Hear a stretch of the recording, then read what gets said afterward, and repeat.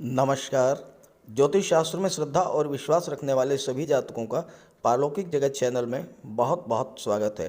13 नवंबर 2022 शाम 4:10 पर पराक्रम, साहस, शौर्य और ऊर्जा के कारक भूमिपुत्र मंगल अपनी वर्तमान शत्रु राशि मिथुन राशि से निकलकर वक्री अवस्था में अपनी सम राशि वृषभ राशि में गोचर कर चुके हैं। वृषभ राशि में मंगल पूरे 120 दिन तक 12 मार्च 2022 तक गोचर करेंगे और वृषभ राशि में ही मंगल 13 जनवरी 2022 को मार्गी हो जाएंगे और 12 मार्च 2022 की प्रातः पुनः राशि परिवर्तन करके मिथुन राशि में गोचर करेंगे। इस बार का मंगल का ये महापरिवर्तन शुक्र की राशि वृषभ राशि में 4 माह का दीर्घकालीन प्रवास बहुत ही विशिष्ट ग्रह स्थितियां लेकर के आया है, क्योंकि राहु 22 नवंबर को महाबली हो रहे हैं और राहु से मंगल का 2-12 का संबंध बन रहा है। साथ ही साथ शनि भी 23 अक्टूबर से मार्गी हो चुके हैं और मंगल के साथ नवम पंचम का योग बना रहे हैं, जो बहुत ही शुभ और श्रेष्ठ योग है। तो मंगल के इस महापरिवर्तन का धनु राशि के जातकों के जीवन पर क्या प्रभाव पड़ेगा, इसी का विश्लेषण करेंगे इस वीडियो में। लेकिन उससे पहले कालपुरुष कुंडली के आधार पर मैं आपको ये समझाऊंगा कि राहु मंगल का 2-12 योग क्या है, मंगल शनि का नवम पंचम योग क्या है और इसके क्या क्या शुभ प्रभाव पड़ेंगे आपके जीवन पर। यह विश्लेषण आपकी चंद्र राशि के आधार पर किया जा रहा है। वीडियो के अंत में मैं आपको मंगल के उपाय भी बताऊंगा। तो चलिए वीडियो शुरू करते हैं। देखिए, ये है कालपुरुष की कुंडली। इसी के आधार पर मैं आपको मंगल के महापरिवर्तन प्रभाव को समझाने का प्रयास करूंगा। मंगल का गोचर वृषभ राशि में है, राहु का गोचर मेष राशि में है, शनि का गोचर मकर राशि में है और शुक्र का गोचर वृश्चिक राशि में है। मंगल आमतौर पर 45 दिन तक एक राशि में गोचर करते हैं, लेकिन इस बार मंगल का ये गोचर लगभग 4 माह तक वृषभ राशि में रहेगा। इस स्थिति को ज्योतिष शास्त्र में मंगल का अतिचारी होना कहते हैं। अब आप देखिए कि मंगल का राहु के साथ 2-12 का संबंध बन रहा है। देखिए, राहु से दूसरे नंबर पर दूसरे भाव में मंगल हैं 1, 2 और आप मंगल से देखिए तो 12वें पर है राहु 1, 2, 3, 4, 5, 6, 7, 8, 9, 10, 11, 12। तो इस तरह से मंगल और राहु का 2-12 का संबंध बन रहा है और शनि से नवम पंचम का संबंध बन रहा है। शनि से देखिए 1, 2, 3, 4, 5। शनि से 5वें स्थान पर यानी त्रिकोण के स्थान पर मंगल हैं और मंगल से नवम स्थान पर यानी त्रिकोण के स्थान पर शनि का गोचर है। तो मंगल और शनि में त्रिकोण का संबंध बन रहा है। इसके अलावा मंगल और शुक्र का परिवर्तन योग भी बन रहा है। हालांकि ये परिवर्तन योग केवल 5 दिसंबर तक बनेगा। मंगल का गोचर शुक्र की राशि में और शुक्र का गोचर मंगल की राशि में, तो परिवर्तन योग भी बन रहा है। अब पहले बात करते हैं राहु और मंगल के 2-12 के संबंध में। इस समय राहु महाबली हैं और राहु अगर अकेले हों तो उस भाव के स्वामी के रूप में करते हैं और कार्य करते हैं और केंद्र या त्रिकोण के भाव में एक्सलेंट रिजल्ट देते हैं। राहु मंगल राहु से दूसरे भाव में है। दूसरा भाव क्या है? धन के संचय का, परिवार का, वाणी का, धन के निवेश का, आपके फूड भोजन का। अब राहु क्या है? राहु है एक्सपेंशन, राहु है विस्तार, राहु एक्सट्रीम को शो करते हैं। मंगल राहु से सेकंड पर है तो राहु एक्सपेंशन करेंगे सेकंड हाउस का, यानी कि धन के संचय में वृद्धि होगी, परिवार में वृद्धि होगी। परिवार कैसे बढ़ेगा? या तो किसी बच्चे का जन्म होगा या परिवार में किसी सदस्य का विवाह होगा तो इस तरह से परिवार की वृद्धि होगी। राहु के प्रभाव से निवेश बढ़ेगा।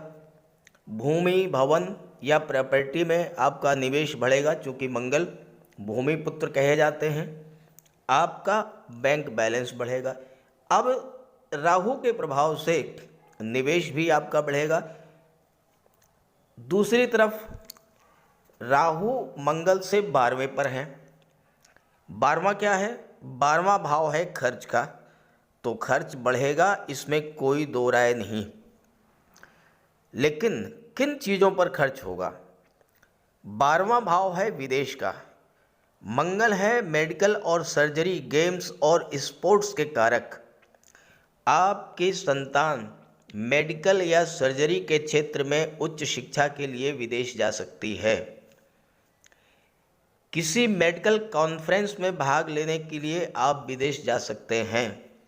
गेम्स या स्पोर्ट्स के क्षेत्र में आप विदेश यात्रा कर सकते हैं और इन पर पैसा खर्च होगा। लेकिन पैसा खर्च होना और धन का आना दोनों साथ साथ होगा। पैसा भले ही खर्च हो, लेकिन वो पैसा आपको मिलता भी रहेगा। 12वां भाव धर्म और अध्यात्म का होता है, तो आप धार्मिक या मांगलिक आयोजन अपने घर में कर सकते हैं। शादी ब्याह हो या बच्चे का मुंडन संस्कार, जन संस्कार हो, या इस तरह के मांगलिक आयोजनों पर आपका धन खर्च होगा। अब बात करें शनि और मंगल के नवम पंचम योग की, तो शनि और मंगल दोनों ही एक दूसरे की त्रिकोण पर हैं। जब कोई भाव और उसमें स्थित ग्रह किसी दूसरे ग्रह के त्रिकोण में होते हैं तो वो भाव, वो ग्रह एक्टिवेट हो जाता है। शनि से मंगल त्रिकोण पर हैं, तो शनि मंगल को और सेकंड हाउस को एक्टिवेट कर देंगे। अब मंगल क्या है? शौर्य, पराक्रम, ऊर्जा के कारक। शनि है परिश्रम के, टाइम की पंक्चुअलिटी और न्याय के कारक।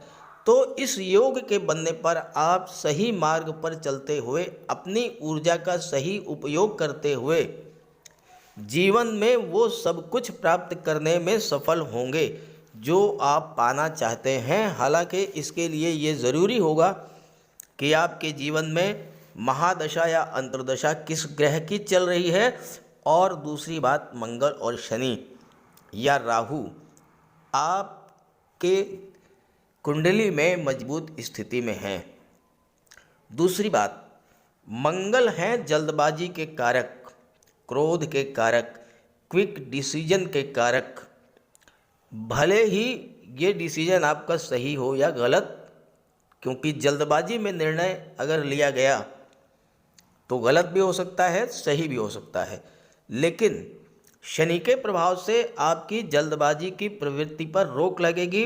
पूरी दूरदर्शिता के साथ सोच समझकर सही निर्णय लेने में आप सफल होंगे।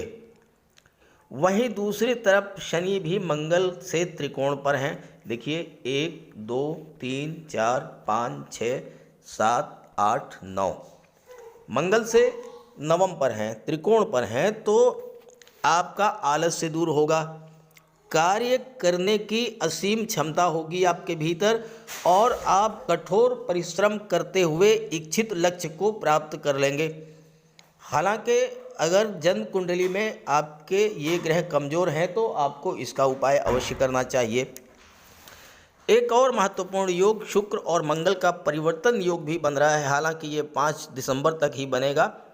शुक्र का गोचर मंगल की राशि में, मंगल का गोचर शुक्र की राशि में, तो दोनों ही भाव को बल मिलेगा।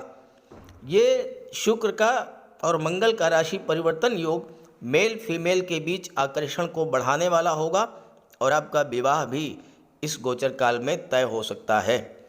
तो मैं समझता हूँ कि आपने इन ग्रह स्थितियों को अच्छे से समझ लिया होगा। अब अलग अलग राशियों की कुंडली में मंगल, राहु, शनि, शुक्र का गोचर अलग अलग भाव में होगा। तो अब चर्चा करेंगे कि किस राशि के जातकों की कुंडली में किन किन भाव में ये योग बन रहे हैं और इसका क्या प्रभाव होगा। वीडियो के अंत में मैं आपको मंगल, राहु, शनि के उपाय भी बताऊंगा। आपके जीवन में जिस भी ग्रह की महादशा अंतर्दशा इस समय गतिमान है या आगे गतिमान होने वाली है, उसका उपाय अवश्य करें। तो ये है धनु राशि के जातकों की कुंडली।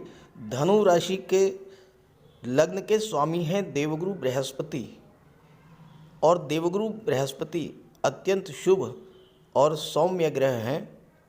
और देवगुरु का गोचर वर्तमान में कुंडली के चतुर्थ भाव में है, और देवगुरु की दृष्टियों में अमृत होता है।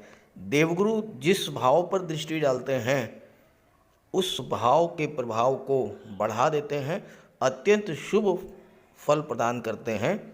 और देवगुरु की दृष्टियाँ कुंडली के दशम पर, 12वें पर और अष्टम भाव पर पड़ेंगी तो कर्म क्षेत्र से, विदेश से और अष्टम भाव के शुभ फल आपको प्राप्त होते रहेंगे 21 अप्रैल 2022 तक।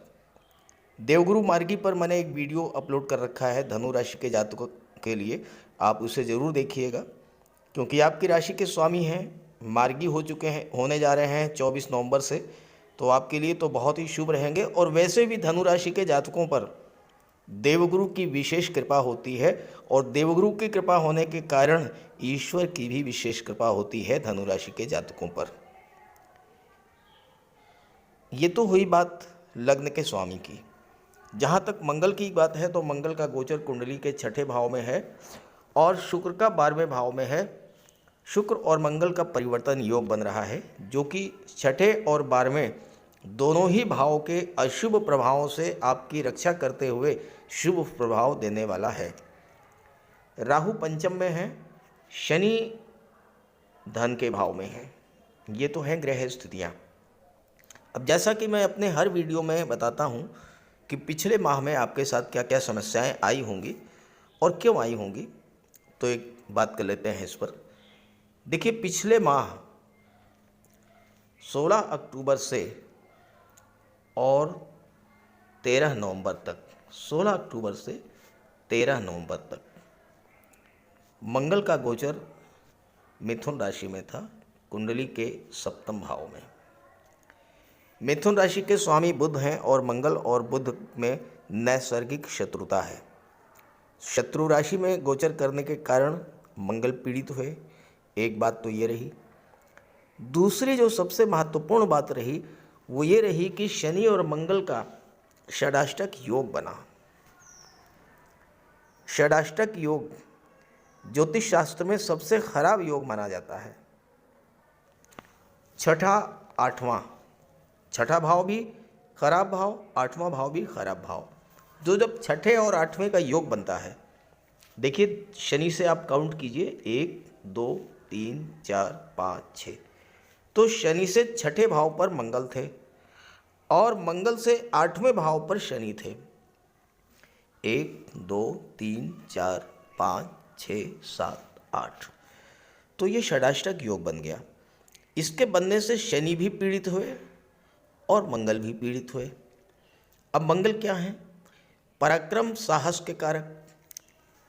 जब मंगल पीड़ित होते हैं तो व्यक्ति को कमज़ोर बना देते हैं, कार्यों को बिगाड़ देते हैं। जब व्यक्ति अपने आप को कमज़ोर स्थिति में पाता है तो उसे क्रोध बहुत आता है। क्रोध के कारण बिला वजह के विवाद होते हैं, शत्रुता बढ़ती है। आपके साथ भी ये सब कुछ हुआ होगा।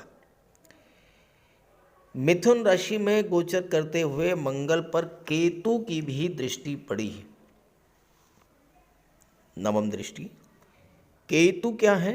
डिटैचमेंट के कारक होते हैं, अलगाव के कारक होते हैं।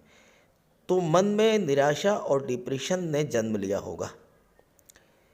चूँकि मंगल का गोचर सप्तम भाव में है, सप्तम भाव दाम्पत्य सुखों का होता है, लव रिलेशंस का होता है, पार्टनरशिप का होता है। अचानक से परिवारिक जनों, मित्रों, सहयोगियों या पति पत्नी के बीच विवाद हुआ होगा और उस विवाद ने उग्र रूप धारण कर लिया होगा। चूँकि मंगल पंचम भाव के भी स्वामी है, जहाँ से संतान और शिक्षा का विचार किया जाता है, तो संतान के लिए अशुभ मंगल कष्टकारी होते हैं। गर्भवती माताओं को विशेष परेशानी झेलनी पड़ी होगी। इसके अलावा शिक्षा प्रतियोगिता के क्षेत्र में भी आपको असफलता देखनी पड़ी होगी, जिसके कारण आपके मन में तनाव, डिप्रेशन, निराशा की स्थिति बनी होगी। कुंडली के सप्तम भाव में गोचर करते हुए मंगल की दृष्टि आपके लग्न पर पड़ी। आपके लग्न भाव से आपके व्यक्तित्व, आपके स्वास्थ्य का विचार किया जाता है। तो मंगल के पीड़ित होने के कारण हाई ब्लड प्रेशर, नेत्र कष्ट, बड़े भाई से विवाद, गठिया, ज्वाइंट पेन, एक्सीडेंट, चोट चपेट, फोड़े फुंसी, बार बार बुखार आना, और अगर मंगल जन्म कुंडली में ज़्यादा ही खराब हुए तो गुर्दे में पथरी की शिकायत भी हो सकती है। और अगर आपके साथ ये सब कुछ हुआ हो तो ज़रूर कमेंट करके बताइएगा। हालांकि सबके साथ नहीं हुआ होगा, लेकिन जिनके जीवन में मंगल की महादशा या अंतर्दशा गतिमान है उनके साथ कुछ न कुछ जरूर हुआ होगा।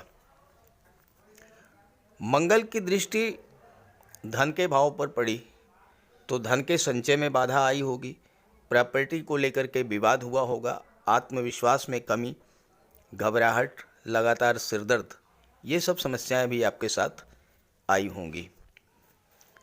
शनि भी पीड़ित हुए षडाष्टक योग के कारण।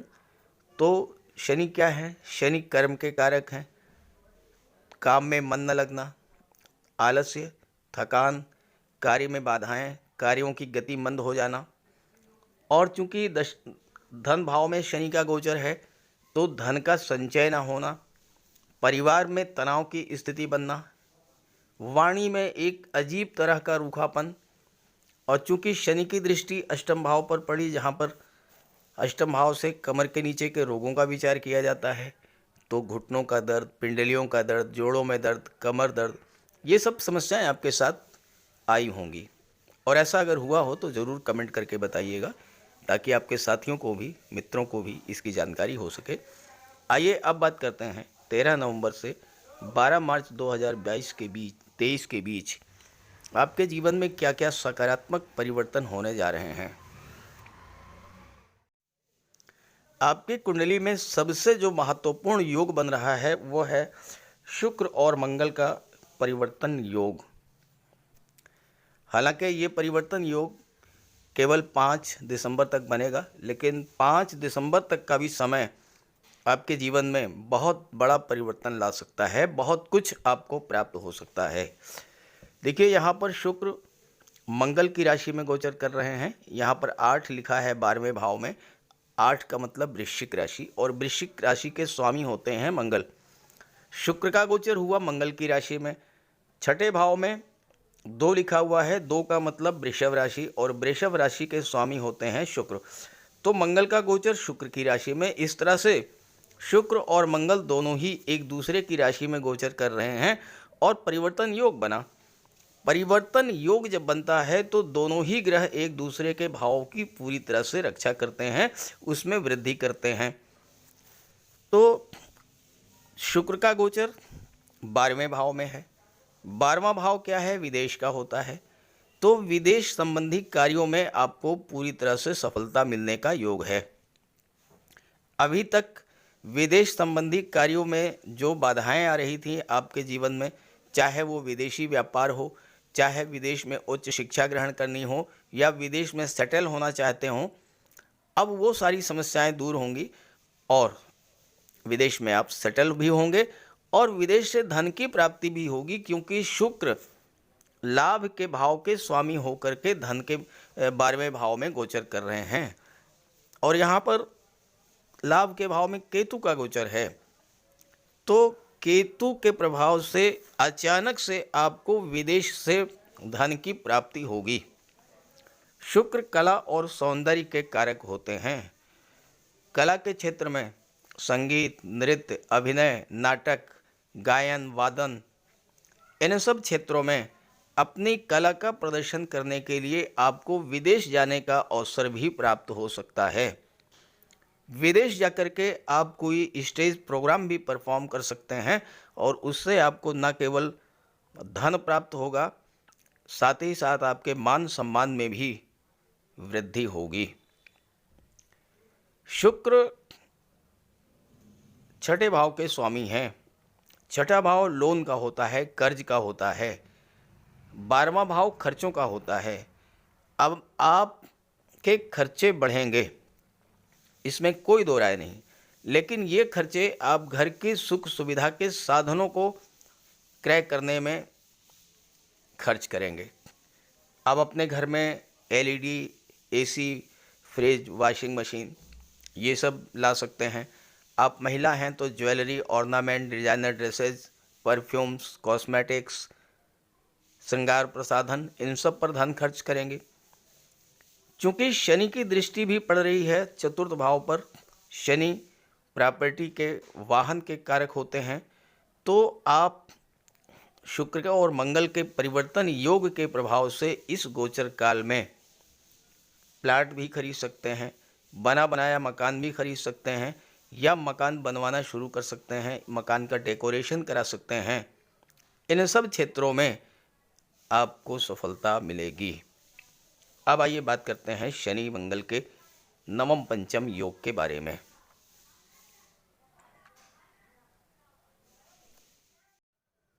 शुक्र का गोचर धन के भाव में, मंगल का गोचर छठे भाव में, और शुक्र और शनि और मंगल का नवम पंचम योग बन रहा है। देखिए, पंचम भाव और नवम भाव ये त्रिकोण के भाव होते हैं, लक्ष्मी स्थान कहा जाता है।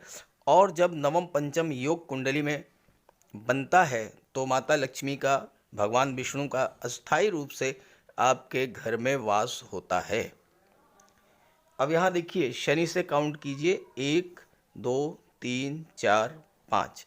शनि से पंचम स्थान पर हैं, यानी त्रिकोण के भाव पर हैं मंगल, और मंगल से काउंट करें 1 2 3 4 5 6 7 8 9, तो मंगल से नवम स्थान यानी त्रिकोण पर हैं शनि। जब दो ग्रह एक दूसरे से त्रिकोण पर होते हैं तो एक दूसरे को एक्टिवेट कर देते हैं। शनि मंगल को एक्टिवेट करेंगे, मंगल शनि को एक्टिवेट करेंगे। तो मंगल जब एक्टिवेट होंगे तो क्या होगा? मंगल की दृष्टि 12वें भाव पर पड़ेगी, विदेश से आपको लाभ दिलाएंगे, शत्रुओं पर आपको विजय दिलाएंगे, रोगों से मुक्ति दिलाएंगे, अस्पताल, कोर्ट कचहरी के जो चक्कर आपके लग रहे थे उससे आपको राहत मिलेगी। और चूंकि मंगल पंचम के स्वामी हैं और पंचम में राहु का गोचर है, राहु से मंगल का दोबारा का संबंध बन रहा है, राहु से दूसरे स्थान पर है मंगल, तो छात्रों के लिए भी ये समय बहुत अच्छा रहेगा 13 नवंबर से 12 मार्च 2023 के बीच, क्योंकि मंगल छठे भाव में है जहाँ से नौकरी का विचार किया जाता है। अब अगर आप सैन्य क्षेत्र में, आर्मी में, एयरफोर्स में, मिलिट्री में, नेवी में या पुलिस विभाग में, पैरा मिलिट्री फोर्सेज में, सीआरपीएफ, आईटीबीपी, बीएसएफ, इन सब क्षेत्रों में नौकरी के लिए प्रयासरत हैं तो आपको सफलता के योग बनते हैं। साथ ही साथ आप मेडिकल और सर्जरी के क्षेत्र में भी जॉब भी मिल सकती है, प्राइवेट सेक्टर में भी आप अपना खुद का कार्य शुरू कर सकते हैं। आप कोई अपना क्लिनिक शुरू कर सकते हैं, पैथोलॉजी लैब शुरू कर सकते हैं, मेडिकल स्टोर आप शुरू कर सकते हैं। और चूंकि मंगल की दृष्टि 12वें भाव पर पड़ रही है तो आप मेडिकल और सर्जरी के क्षेत्र में उच्च शिक्षा के लिए विदेश भी जा सकते हैं। साथ ही साथ गेम्स और स्पोर्ट्स के क्षेत्र में भी आपको राष्ट्रीय, अंतर्राष्ट्रीय प्रतियोगिताओं में प्रतिभाग करने का भी अवसर प्राप्त हो सकता है। शनि मंगल से त्रिकोण पर हैं। शनि क्या है? परिश्रम के कारक हैं। मंगल है आपका उत्साह, आपकी ऊर्जा। तो शनि और मंगल के प्रभाव से आपके अंदर कार्य करने की क्षमता में वृद्धि होगी और आप धन का संचय करेंगे। शनि की दृष्टि पड़ेगी अष्टम भाव पर। अष्टम भाव भूमि के नीचे के दबे हुए पदार्थों का होता है। अगर आप रियल एस्टेट के कारोबार से जुड़े हैं, प्रॉपर्टी डीलिंग का कार्य करते हैं, कंस्ट्रक्शन का कार्य करते हैं, बिल्डर हैं, कंस्ट्रक्शन मटेरियल सप्लायर हैं, आर्किटेक्ट हैं, या आप petrol, diesel, gas, mines, minerals chemical products, rubber, scrap, medicines या ट्रांसपोर्ट टूरिज्म के व्यापार व्यवसाय से जुड़े हैं तो ये समय आपके लिए बहुत अच्छा रहेगा। शनि और मंगल का एक दूसरे से त्रिकोण पर होना आपके व्यापार व्यवसाय में उन्नति के योग लेकर के आ रहा है। अष्टम भाव गुप्त विद्याओं, गुप्त रहस्यों का भी होता है, गुप्त धन का भी होता है। तो ज्योतिष, तंत्र मंत्र और रिसर्च के क्षेत्र में भी इस समय आप बहुत अच्छा करेंगे। साथ ही साथ गुप्त धन की प्राप्ति होगी, जो कि ऐसा पैसा जो कि बिना किसी परिश्रम के आपको मिल जाए। जैसे आपने कोई इंश्योरेंस कराया था, पॉलिसी मैच्योर हो गई, पैसा मिल गया। कोई क्लेम था वो मिल गया। लॉटरी से पैसा आपको मिल गया। आपने कोई शेयर खरीदा था, उसका पैसा आपको मिल गया। आप गवर्नमेंट रिटायर्ड एम्प्लॉई हैं, आपकी पेंशन शुरू हो गई, ग्रेचुइटी का पैसा मिल गया। ये सब चीज़ें आपके साथ इस गोचर काल में होने जा रही हैं। शनि की दृष्टि चतुर्थ भाव पर पड़ेगी तो आप ज़मीन, जायदाद, प्रॉपर्टी, वाहन ये सब खरीद पाएंगे। इस गोचर का और अधिक लाभ लेने के लिए आप मंगल और राहु का उपाय जरूर करें। तो बात करते हैं उपायों पर। मंगल का सबसे बड़ा उपाय है बजरंगबली की उपासना करना। आप बजरंगबली की उपासना कीजिए, बजरंगबली के मंदिर में जाइए, उनके चरणों का सिंदूर अपने मस्तक पर धारण कीजिए। साथ ही साथ हनुमान चालीसा का पाठ कीजिए, बजरंग बाण का पाठ कीजिए। मंगलवार के दिन अगर आप व्रत रख सकें तो मंगलवार का व्रत रखिए। साथ ही साथ हनुमान जी को चोला चढ़ाइए। मंगलवार के दिन स्नान करने के जल में लाल चंदन या लाल पुष्प डालकर स्नान करें। स्नान करने के बाद लाल रंग के वस्त्र धारण करें। अगर नहीं कर सकते हैं लाल रंग के वस्त्र धारण, तो कम से कम एक लाल रुमाल अपनी जेब में जरूर रखें। मंगलवार के दिन मंदिर में जाएं, बजरंगबली के लड्डू का भोग लगाएं और गरीबों में बांट दें। घर की दक्षिण पश्चिम दीवार पर उड़ते हुए हनुमान जी का चित्र लगाएं। साथ ही साथ गरीबों में लाल वस्त्र, मसूर, गुड़, लाल चंदन, मिठाई, लड्डू, बताशे, रेवड़ी ये सब बांटिए। मस्तक पर लाल चंदन का टीका लगाएं या हनुमान जी के चरणों का सिंदूर लगाएं। मंगलवार के दिन बंदरों को गुड़ और चना खिलाएं। बहते हुए जल में लाल पुष्प, तिल या गुड़ प्रवाहित करें और जेब में एक तांबे का सिक्का रखें। साथ ही साथ अगर आप मंगल के ये उपाय कर लेते हैं तो राहु भी नियंत्रित हो जाएंगे और शनि भी नियंत्रित हो जाएंगे, क्योंकि बजरंग बली की उपासना करने से राहु, मंगल और शनिदेव तीनों का ही उपाय हो जाता है। इसके अलावा एक चांदी की छोटी सी ठोस गोली चाहे आप जेब में रखें या चेन में पहन लें या ब्रेसलेट में लगा लें। अपने बैग में मोरपंख रखें और घर में भी मोरपंख लगा लें। मेन डोर पर, कार्यस्थल पर भी मोरपंख रखें, तो इससे राहु आपको परेशान नहीं कर पाएंगे। तो ये सब उपाय बहुत आसान हैं। सुंदरकांड का पाठ कीजिए, बजरंग बाण का पाठ कीजिए, हनुमान चालीसा का पाठ कीजिए। ऐसा कोई उपाय नहीं है जो आप नहीं कर सकते, और आप इन उपायों को कीजिए, फिर देखिए आपको कितना बड़ा लाभ मिलता है। राहु का कोई अशुभ प्रभाव आप पर ना पड़े, इसलिए राहु का उपाय जरूर करें। राहु का सबसे बढ़िया उपाय है मोर पंख। देखिए, राहु को सर्प का स्वरूप माना गया है और मोर सर्प को खा जाता है, तो जहाँ पर मोर पंख रहता है वहाँ पर राहु का प्रवेश नहीं होता है। अपने घर के मेन डोर पर, बेडरूम में, ड्राइंग रूम में, स्टडी रूम में एक एक मोर पंख लगा दें। एक मोर पंख अपने तकिए के नीचे रखें। जहाँ पर आप कार्य करते हैं ऑफिस में, वहाँ भी मोर पंख रखें और अपने बैग में एक मोर पंख ज़रूर रखें और एक सुरमे की डिबिया। ये दो चीज़ें अपने बैग में हमेशा रखें और एक छोटी सी चांदी की गोली अपनी जेब में रखें। इससे राहु और बुध दोनों का उपाय हो जाता है। काले कुत्ते को भोजन दें, काली गाय की सेवा करें।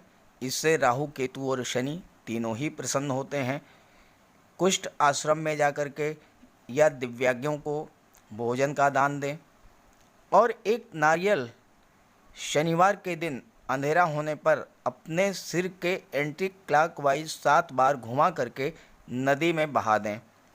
दुर्गा माता का आशीर्वाद प्राप्त करें। दुर्गा चालीसा का पाठ करें। सोमवार के दिन शिवलिंग पर अभिषेक करें।